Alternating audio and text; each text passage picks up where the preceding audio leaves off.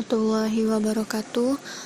Baiklah, selamat siang teman-teman. Hari ini saya Sandy Lorinski dan Masyita dari kelompok 11 akan menerangkan materi dari kelompok kami dengan judul yaitu Guru sebagai Tenaga Administrasi Sekolah. Yang pertama, pengertian dan konsep administrasi sekolah. Istilah yang sering dikaitkan dengan administrasi pendidikan adalah administrasi sekolah. Administrasi sekolah didefinisikan sebagai seni dan ilmu pengintegrasian secara kreatif ide-ide, material, dan orang dalam suatu kesatuan organik atau unit yang bekerja secara harmonis untuk mencapai tujuan yang diharapkan. Dari batasan di atas nampak pada hakikatnya administrasi sekolah sama dengan administrasi pendidikan sebab mencakup maksud dan isi yang sama. Namun dalam prakteknya, khususnya di Indonesia, istilah administrasi pendidikan lebih populer dan lebih sering dipakai. Sebagai suatu sistem, sekolah terdiri atas komponen yang saling terkait dan saling mempengaruhi dalam pencapai tujuan. Berbagai input mulai dari siswa, guru, biaya, serta instrumental dan environmental input lainnya harus dapat didayagunakan seefektif mungkin dalam proses transformasi. Administrasi sekolah yaitu segala usaha bersama untuk mendayagunakan sumber-sumber baik personal maupun material secara efektif dan efisien guna menunjang tercapainya tujuan pendidikan yang optimal. Kata administrasi berasal dari bahasa Latin ad dan ministrare, yang berarti ad berarti intensif, ministrare berarti melayani, membantu, dan memenuhi. Berarti administrasi artinya melayani secara intensif. Selanjutnya, Simon menafsirkan bahwa administrasi sebagai seni untuk menyelesaikan sesuatu. Menurut Stephen J. Knežević dalam bukunya Administration of Public Education, mengemukakan bahwa pengertian administrasi sekolah adalah sebagai berikut.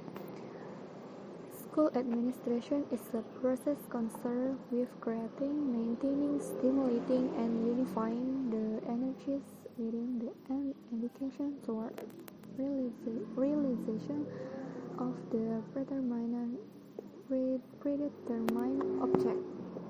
objective.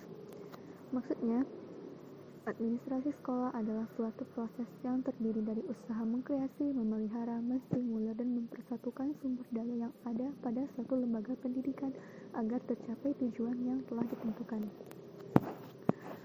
Selanjutnya, dengan menganalisis pengertian di atas, para ahli dapat ditarik kesimpulan, yaitu administrasi sekolah adalah pengaturan dan pendayagunaan segenap sumber daya sekolah secara efektif dan efisien dalam menyelenggarakan pendidikan agar tujuan pendidikan di sekolah tercapai secara optimal. Administrasi dapat dipandang sebagai proses dan dapat pula dipandang sebagai kewajiban. Administrasi sebagai proses sama dengan administrasi dalam artian luas, yang meliputi perencanaan, pengorganisasian, pengarahan, atau kepemimpinan, dan pengawasan atau pengendalian. Keempat komponen tersebut merupakan sistem yang terpadu, yakni antara satu dengan yang lainnya saling berkaitan. Oleh karena itu, administrasi sekolah merupakan kegiatan penyediaan, pengaturan, dan pendayagunaan segenap sumber daya untuk mencapai tujuan pendidikan di sekolah secara efektif dan efisien. Selanjutnya, tujuan administrasi sekolah. Tujuan administrasi pada umumnya agar semua kegiatan mendukung tercapainya tujuan pendidikan, atau dengan kata lain, administrasi yang digunakan dalam dunia pendidikan diusahakan untuk mencapai tujuan pendidikan. Menurut Giovanni da Carver, tujuan administrasi ada 4, yaitu efektivitas produksi, efisien, kemampuan menyesuaikan diri, dan kepuasan kerja. Selanjutnya yaitu fungsi administrasi sekolah. Kehadiran administrasi dalam organisasi adalah untuk melaksanakan kegiatan agar suatu tujuan tercapai dengan efektif dan efisien. Fungsi utama dari administrasi yaitu perencanaan, pelaksanaan, dan penilaian. fungsi manajemen atau administrasi yang disampaikan oleh para pakar dapat bermanfaat dalam upaya pengelolaan pendidikan sesuai dengan konteks organisasi serta kultur organisasi yang ada.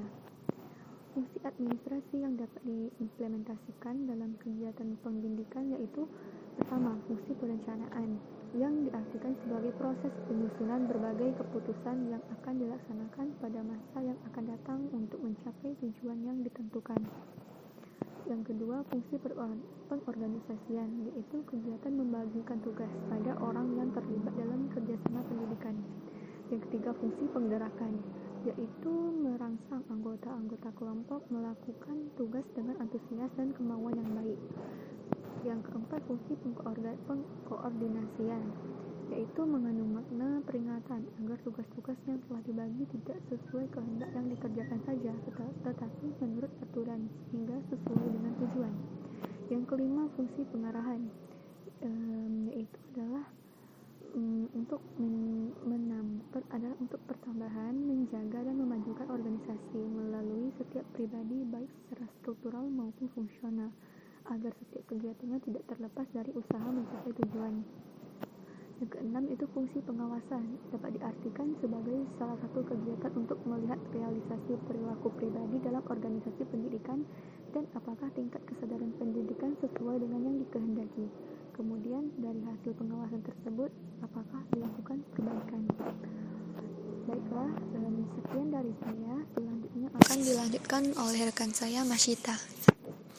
Assalamualaikum warahmatullahi wabarakatuh. Assalamualaikum warahmatullahi wabarakatuh. Perkenalkan, nama saya Masyita. Sebelumnya, teman saya Sandy telah membahas pengertian dan konsep administrasi sekolah serta fungsi administrasi sekolah. Nah, selanjutnya saya akan membahas tentang ruang lingkup administrasi sekolah.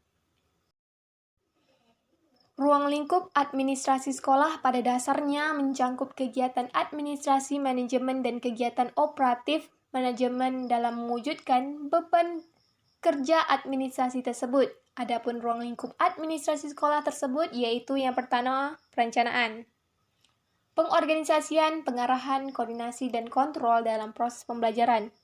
Yang kedua yaitu tata usaha, pembekalan, kepegawaian, keuangan, dan hubungan masyarakat, pelajaran dan kesiswaan yang memerlukan juga kegiatan perencanaan, pengorganisasian, pengarahan, koordinasi, dan kontrol. Yang ketiga yaitu kepemimpinan sekolah yang terdapat secara inklusif dan perencanaan, pengorganisasian, pengarahan, pengawasan, dan kontrol. Di samping itu, terdapat pula secara inklusif di dalamnya kegiatan tata usaha. Yang terakhir yaitu supervisi sekolah yang merupakan kelanjutan dari kegiatan kontrol dan khusus bertujuan pada guru dalam melaksanakan proses pembelajaran. Supervisi sekolah yang diselenggarakan oleh kepala sekolah atau supervisor khusus pada dasarnya merupakan kegiatan pembinaan guru agar bekerja lebih baik sesuai dengan perkembangan ilmu pengetahuan dan teknologi. Berdasarkan ruang lingkup administrasi sekolah seperti dikemukakan di atas, yang dalam prakteknya sulit untuk dipisahkan namun secara teoritis dapat dikembangkan sebagai berikut. Yang pertama, yaitu administrasi kesiswaan. Administrasi kesiswaan dilakukan agar transformasi siswa menjadi lulusan yang dihendaki oleh tujuan pendidikan yang telah ditetapkan dapat berlangsung secara efektif dan efisien. Yang kedua yaitu administrasi sarana dan prasarana. Sarana dan prasarana adalah semua benda bergerak maupun yang tidak bergerak yang diperlukan untuk menunjang penyelenggaraan proses belajar mengajar baik secara langsung maupun tidak langsung. Yang ketiga yaitu administrasi personal.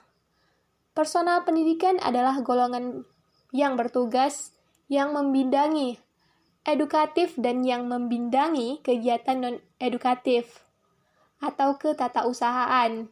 Yang kelima yaitu administrasi keuangan.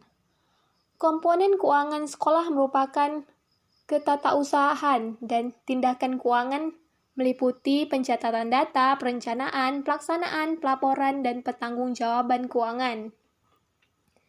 Yang selanjutnya yaitu administrasi kurikulum.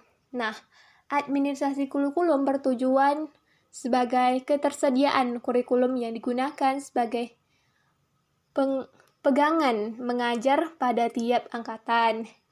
Yang terakhir yaitu administrasi humas. Sekolah sebagai suatu sistem sosial merupakan bagian integrasi dari sistem sosial yang lebih besar, yaitu masyarakat. Maju mundurnya sumber daya manusia pada suatu daerah tidak hanya tergantung pada upaya-upaya yang dilakukan sekolah, namun sangat bergantung pada tindakan partisipasi masyarakat terhadap pendidikan. Semakin tinggi tingkatan partisipasi masyarakat terhadap pendidikan di suatu daerah, akan semakin maju pada sumber daya manusia tersebut. Dan juga sebaliknya. Oleh karena itu, masyarakat hendak ditumbuhkan rasa ikut memiliki sekolah di daerah tersebut. Selanjutnya, peran guru dalam administrasi sekolah. Guru merupakan salah satu komponen dalam sistem pendidikan yang memiliki peran yang sangat besar dalam pencapaian tujuan pendidikan. Jika guru mampu melaksanakan tugasnya dalam pendidikan serta mampu berperan sebagai administrator di sekolah, maka dapat dikatakan guru tersebut mampu memenuhi tuntutan profesionalisme seorang guru. Memahami administrasi pengembangan kurikulum akan sangat membantu dalam menerjemahkan kurikulum menjadi pengalaman belajar siswa. Pemahaman tentang administrasi kesiswaan akan sangat membantu mereka dalam menjalankan tugas memproses siswa menjadi lulusan yang bermutu tinggi. Yang terakhir yaitu kesimpulan. Administrasi sekolah merupakan segala usaha bersama untuk mendayagunakan sumber-sumber baik personal maupun material secara efektif dan efisien guna menunjang tercapainya tujuan pendidikan di sekolah secara optimal. Fungsi administrasi yang dapat diimplementasikan dalam kegiatan pendidikan yaitu perencanaan, pengorganisasian, pengarahan, pengkoordinasian, pengarahan, dan pengawasan dalam konteks kegiatan lembaga pendidikan.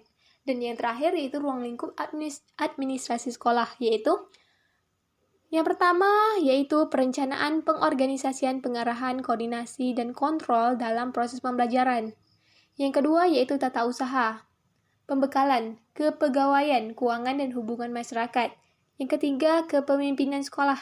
Dan yang terakhir yaitu supervisi sekolah. Sekian dari kelompok kami. Terima kasih atas perhatiannya. Dan kami akhiri. Assalamualaikum warahmatullahi wabarakatuh.